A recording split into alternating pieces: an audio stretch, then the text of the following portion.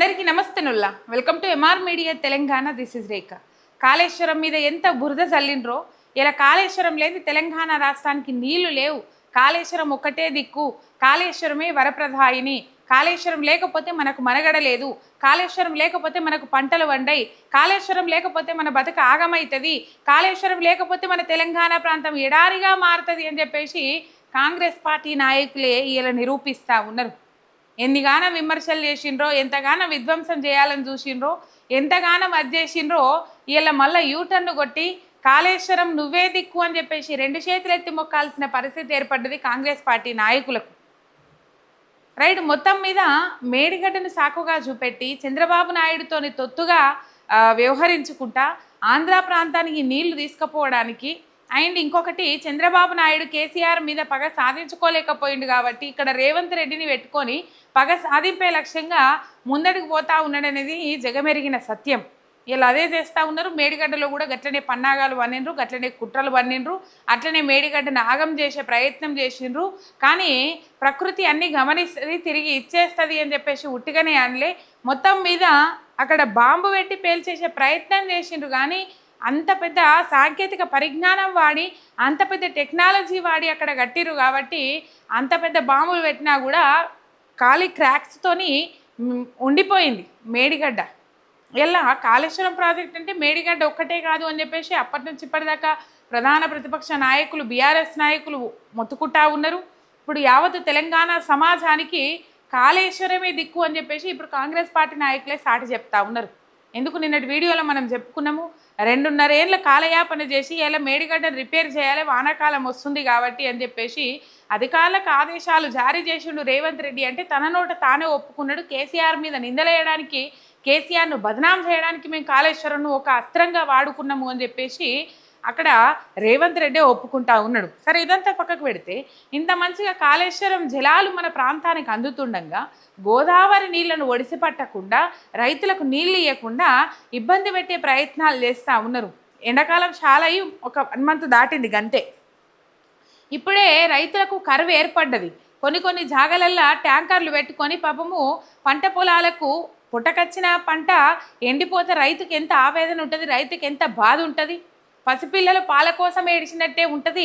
ఇప్పుడు పంట ఎండిపోతే, పంట పొట్ట చేతికొచ్చే టైంకి చివరి దశలో ఎండిపోతే పాపం రైతుల ఆవేదన అంతా ఇంత కాదు. పెట్టుబడి సాయం అందించలే, ఎక్కడనో సప్పో తెచ్చి పెట్టుబడి పెట్టుకుంటే ఇలా కనీసము కరెంటు చక్కగా ఇచ్చిన పాపాన పోతలే, ఉన్న నీళ్లను కూడా రైతులకు విడుదల చేసిన పాపాన పోతలేదు. రైట్, మొన్న సిద్దిపేట విషయానికి వస్తే రంగనాయక సాగర్లో 1 TMC నీళ్ళు ఉన్నది, 1 TMC నీళ్లు ఉన్నాయి, అవి సరిపోవు. 2 TMCల నీళ్లు ఉంటే సరిపోతాయి, ప్రతి చివరి ఎకరం వరకు అందగలుగుతుంది సిద్దిపేట ప్రాంతంలో అని చెప్పేసి మాజీ మంత్రి హరీష్ రావు ఇరిగేషన్ శాఖకు లేఖ రాసిండ్రు. ఈ లేఖకు స్పందించిన అధికారులు ఆ నీళ్లను విడుదల చేసిండ్రు రంగనాయక సాగర్లో. మరి కాళేశ్వరమే కూలేశ్వరం అయినప్పుడు, కాళేశ్వరాన్ని ఒక తెల్ల ఏనుగుతోని పోల్చినప్పుడు మరి లేఖలు రాయంగానే నీళ్ళు ఏడికేలు వస్తున్నాయి, నీళ్ళు ఏడికేలు విడుదల చేస్తుండ్రో ఈ కాంగ్రెస్ పార్టీ నాయకులు, ఈ కాంగ్రెస్ పార్టీ కనుసన్నల్లో పనిచేస్తున్న అధికారులు తెలంగాణ రైతాంగానికి, తెలంగాణ సమాజానికి సమాధానం చెప్పాల్సిన అవసరం ఎంతైనా ఉన్నది. రైట్, ఇక్కడ గజ్వెల్, సిద్దిపేట జిల్లా గజ్వెల్ నియోజకవర్గం ములుగు మండలం ప్రాంతానికి చెంది రైతులు ఆవేదన వ్యక్తం చేస్తూ ఉన్నారు. అక్కడ సంబంధిత అధికారి ద్వారా కేసీఆర్ దృష్టికి తీసుకొని పోయిండ్రు. ఇప్పుడు పంటలు ఎండిపోతూ ఉన్నాయి, ఇబ్బందికరమైన పరిస్థితులు ఉన్నాయి, పంట ఎండిపోతే ఆగమవుతుంది అని చెప్పేసి కేసీఆర్ దృష్టికి తీసుకపోతే కేసీఆర్ ఒకటే ఒక ఫోన్ కాల్ కొట్టిండ్రు. ఆ ఒక్క ఫోన్ కాల్కు ఉలిక్కిపడ్డది రేవంత్ రెడ్డి సర్కార్. నిజంగా ఉలిక్కిపడి ఆ ప్రాంతానికి నీటిని విడుదల చేసిండ్రు. కొండపోచమ్మ నుంచి నీళ్లు పోవాలి, ఆ ములుగు మండలం పరిధిలో ఉన్న ఈ గ్రామాలకు నీళ్లను విడుదల చేసిండ్రు. ఒకసారి గ్రామాలు మనం చదువుకుందాము. దాదాపు ఒక 5-6 గ్రామాలకు సంబంధించి సిద్దిపేట జిల్లా ములుగు మండలం పరిధిలోని గ్రామాలు ఇవి. కొట్యాల, అల్లీనగర్, అడవి మస్జిద్, క్షీరసాగర్, జప్తి, సింగాయపల్లి. ఇక ఈ గ్రామాల కాలువలకు కొండపోచమ్మ సాగర్ నుంచి సంగారెడ్డి, ఆలేరు కాలువల ద్వారా నీళ్లు రాలేదు, గతంలో కూడా రాలేదు. ఈ విషయాన్ని కేసీఆర్ దృష్టికి తీసుకొని పోయిండ్రు. అక్కడ రైతాంగం కానీ అక్కడ సంబంధిత అధికారి కానీ కేసీఆర్ దృష్టికి తీసుకొని పోతే కేసీఆర్ ఈ కాంగ్రెస్ సర్కార్ కన్సర్న్లో పనిచేస్తున్న అధికారులకు ఒక ఫోన్ కాల్ కొట్టిండ్రు. ఈ ఒక్క ఫోన్ కాల్ తోటి దెబ్బకు నీళ్లను విడుదల చేసిండ్రు అధికారులు. అంటే ఇప్పుడు ఆ మాటలలో గాంభీర్యం కానీ ఆ మాటలలో హెచ్చరికలు కానీ కనబడే వరకు ఉలిక్కి పడ్డట్టు అయింది రేవంత్ సర్కార్. మామూలుగా ఉంటుందా మరి? ఒక్క ఎకరం కూడా ఎండడానికి వీల్లేదు, కావాల్సినన్ని నీళ్లు ఉన్నాయి, ఈ కాలువలకు మీరు నీళ్లు విడుదల చేయాల్సిందే అని చెప్పేసి హుకుం జారీ చేసిండ్రు మాజీ ముఖ్యమంత్రి కేసీఆర్. ఆ మాటలలో హెచ్చరికలు కనబడ్డాయి, కంపల్సరీ కనబడితే, ఎందుకంటే రైతు బిడ్డ కదా, రైతు కోసం పోరాటం చేస్తున్న వ్యక్తి కదా, రైతు కోసం పోరాటం చేసిన వ్యక్తి ఎప్పటికీ ఆయన వ్యవసాయం చేసుకుంటూనే ఉంటాడు. వ్యవసాయం చేసే వ్యక్తి కాబట్టి రైతుల సమస్యలు రైతుల బాధలు తెలుసు కాబట్టి రైతుల పక్షాన ఎప్పటికీ పోరాటం చేస్తూనే ఉంటారు. రైట్గా ఒక్క ఫోన్ కొట్టంగానే నీళ్ళను విడుదల చేసిండ్రు అధికారులు. ఇక్కడ ఒక ముచ్చట చెప్పాలి, గజ్వేల్ వేదికగా కొన్ని రాజకీయాలు నడుస్తూ ఉన్నాయి. గజ్వేల్ క్యాంప్ ఆఫీస్ ఏదైతే ఇది ఎమ్మెల్యే క్యాంప్ ఆఫీస్ ఏదైతే ఉన్నదో కేసీఆర్ ఇల్లు అనే చెప్పాలి. క్యాంప్ ఆఫీస్ అంటే కేసీఆర్ ఇల్లు అన్నట్టే లెక్క. మొత్తం మీద అక్కడికి పోయి ఆ క్యాంప్ ఆఫీస్ మీద దాడి చేసిండ్రు కాంగ్రెస్ మూకలు. అద్దాలు వలగొట్టిండ్రు, కిటికీలు వలగొట్టిండ్రు, ఫర్నిచర్ ధ్వంసం చేసిండ్రు. కేసీఆర్ ఫోటో పెట్టుకోవాలని చెప్పేసి రేవంత్ రెడ్డి ఫోటో తీసేసి, అది కేసీఆర్ ఫోటో తీసేసి రేవంత్ రెడ్డి ఫోటో పెట్టుకోవాలని చెప్పేసి రేవంత్ రెడ్డి ఫోటో తలిగిచ్చిండ్రు. అక్కడ ఉన్న లోకల్ నాయకులు ఎవరైతే ఉంటారో వాళ్ళు మళ్ళా రేవంత్ రెడ్డి ఫోటో తీసేసి కింద వలగొడతామనే వరకల్లా పోలీసులు అందుకున్నారు. తర్వాత కొన్ని గ్రామాలలో కాంగ్రెస్ నాయకులు కొన్ని కార్యక్రమాలు జరిపిస్తూ ఉన్నారు. కేసీఆర్ ఫోటోకు బాధలు చెప్పుకుంటారు. ఇక కేసీఆర్ నియోజకవర్గాన్ని పట్టించుకోవట్లేదు. ఒక్కసారి మీరు గజ్వేల్ నియోజకవర్గం పోయి చూడుండోళ్ళ. వాస్తవానికి భూములు కోల్పోయిన వాళ్ళ దాంట్లో ఎంతో కొంత బాధ ఉంటుంది, కంపల్సరీ ఉంటుంది. అయితే ఇప్పుడు గజ్వేల్ నియోజకవర్గం పోయి చూడండి మీరు. కేసీఆర్ను తిడతారా, కేసీఆర్ను మెచ్చుకుంటారా? రేవంత్ రెడ్డి పాలన చూసిన తర్వాత మీకే అర్థమవుతుంది. రీసెంట్గా మున్సిపల్ ఎన్నికల నేపథ్యంలో మేము పోయొచ్చినాము. గజ్వేల్ గడ్డ మీద ఎగిరేది ఏ జెండా అని పెట్టినాము. మొత్తం మీద అక్కడ గులాబీ జెండా ఎగిరింది మున్సిపల్ ఎన్నికల నేపథ్యంలో. అయితే అక్కడ ఒక్కొక్క ముసలవ చెప్పే మాటలు వింటే గూస్ బంప్స్ వస్తాయి. మాకు నీళ్లున్నాయా బిడ్డ, బాయిల పొంట తిరిగినాం, చిలకల పొంట తిరిగినాం, 3-4 కిలోమీటర్లు నడుచుకుంటూ పోయేది, నీళ్లు తెచ్చుకునేది.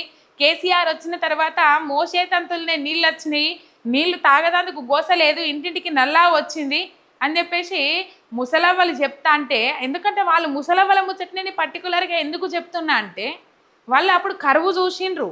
ఆ కరువు చూసి ఆ కరువు బాధలు తెలుసు కాబట్టి ఆ బాధలు ఇప్పుడు పోయినాయి కాబట్టి ఇంటింటికి నల్లా నీళ్ళు వచ్చిన తర్వాత ఏ విధంగా ఉన్నదో వాళ్ళు అనుభవించిండ్రు కాబట్టి మొత్తం మీద వాళ్ళు చెప్తారు.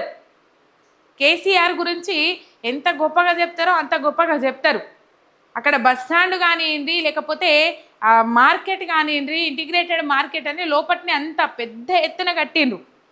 రోడ్లు కానివ్వండి, ఇట్లా ఇప్పుడు మనిషి వెళ్ళకపోగానే అయిపోయినా వెళ్తలేరు అని చెప్పేసి అప్పుడదే బదనాం చేసారు. వెళ్ళకపోయినప్పటికి కూడా సంక్షేమ పథకాలు అభివృద్ధి 2 బ్యాలెన్స్డ్గా నడిచినాయి. ఇది కేంద్రం గణాంకాలు చెప్పే లెక్కలు. కేసీఆర్ వెళ్ళకపోయినప్పటికి కూడా, జనాలకి రాకపోయినప్పటికి కూడా జనాలకి ఏం కావాలనో, ఇప్పుడు మనిషి రాగానే వాళ్ళ బాధలు తీరాయి కదా, జనాలకి ఏం కావాలనో జనాల దగ్గరికి చేరినాయి. ఇప్పుడు కూడా అంతే, అధికారమైన ప్రతిపక్షమైన అదే వాయిస్లో బేస్, అదే ప్రజల కోసం తండ్లాట, ప్రజల కోసం కొట్లాట. మీకు ఎక్కువగా అనిపించచ్చు, పొగుడుతున్నది అనిపించచ్చు, ఎత్తుకుంటున్నది అనిపించచ్చు, డబ్బా కొడుతుంది అనిపించచ్చు, కానీ ఇది వాస్తవమైన ముచ్చట కదా. ఇప్పుడు కాంగ్రెస్ పాలన చూసిన తర్వాత మనకు చూస్తూ ఉంటే అర్థమైతలేదా? ఒక్కొక్కరు శోకాలు పెట్టుకొని ఏడుస్తూ ఉన్నారు. వాళ్ళు పేడ్ ఆర్టిస్ట్ లెక్క కనబడతారు ఈ కాంగ్రెస్ వాళ్ళకు. ఇల్లు ఊలగొడతా ఉంటే పాపం ఏడుస్తూ ఉన్నారు. ఇప్పుడు కాంగ్రెస్ వాళ్ళు ప్రజలలో తిరుగుదామన్నా ప్రజలు తిరగనిస్తలేరు. ప్రజలు తిరగనీయక కేసీఆర్ ఉండలే లోపల. ప్రజలకు ఏం కావాలనో గడప గడపకు చేరినాయి.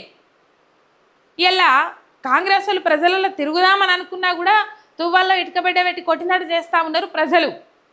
తేడా ఏంది తెలుసా? కేసీఆర్ పాలనకు రేవంత్ రెడ్డి పాలనకు అసలు కంపారిజన్ చేయలేని తేడా ఉంటుంది.